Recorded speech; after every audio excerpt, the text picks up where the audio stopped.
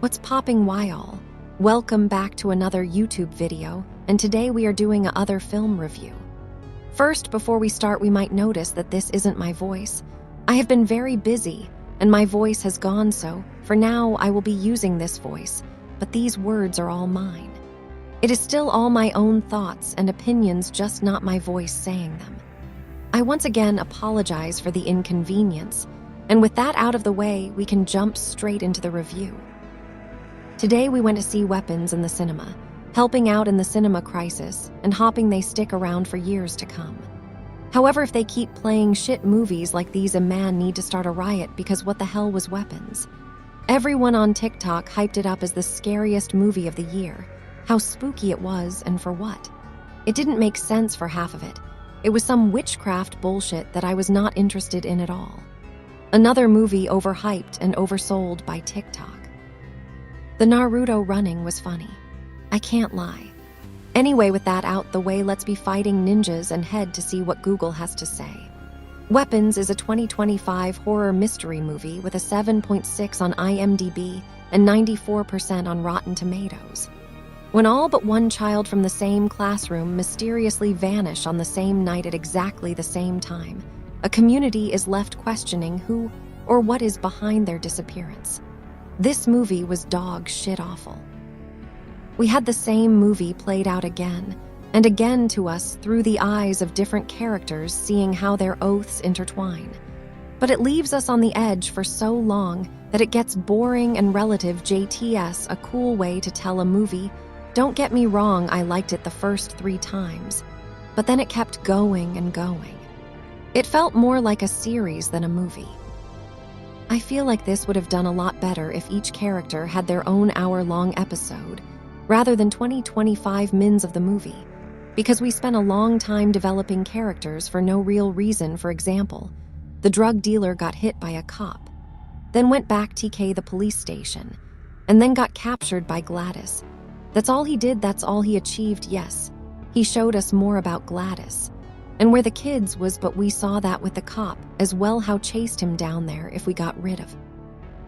They're 2 stories. We could have had more time on the other characters because they find them anyway in the basement of her house.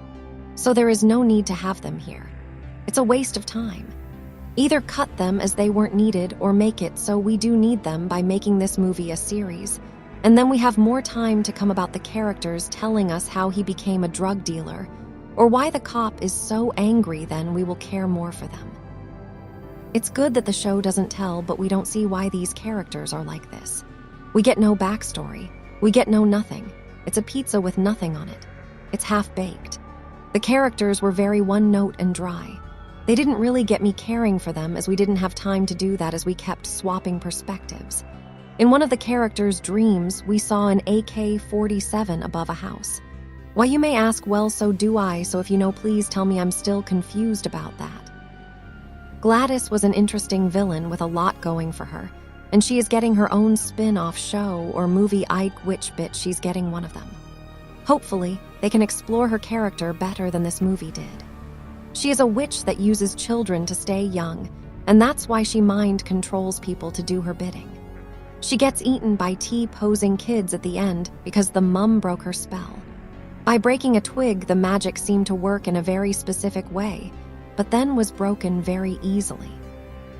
Her getting eaten by kids was a strange sight to see, I will admit, but she was an interesting villain. Like I said, she has the basic witch mentality, but modern. This movie has potential in its plot, but it wasn't done well in showing it. I watched this with my girlfriend, but had a lot of talk about it with my friends, so I've discussed this movie a lot. Even my mum has seen it and thought it was confusing and drawn out. Not everyone is a movie expert. Not everyone is going to get your movie, and I'm not saying make it simple or dumb it down. I'm just asking for it to be understandable and not have people have to do guesswork to figure out why there is a giant gun in the sky. It needs to be digestible for a major audience. You can't just make a movie for 3 people. That's a waste of budget. You have to make it because you think a lot of people will like it. Unless it's some crazy director fan project, he's been dreaming about what this is, or why it was so hard to understand. This was such a horrible movie with good actors in it like. I said there was potential, we had big names or even actors from the Maku, that's how big it was, but it just flopped in my opinion, and it'd have to give it a mid-score to match. It's a 4/10 from me.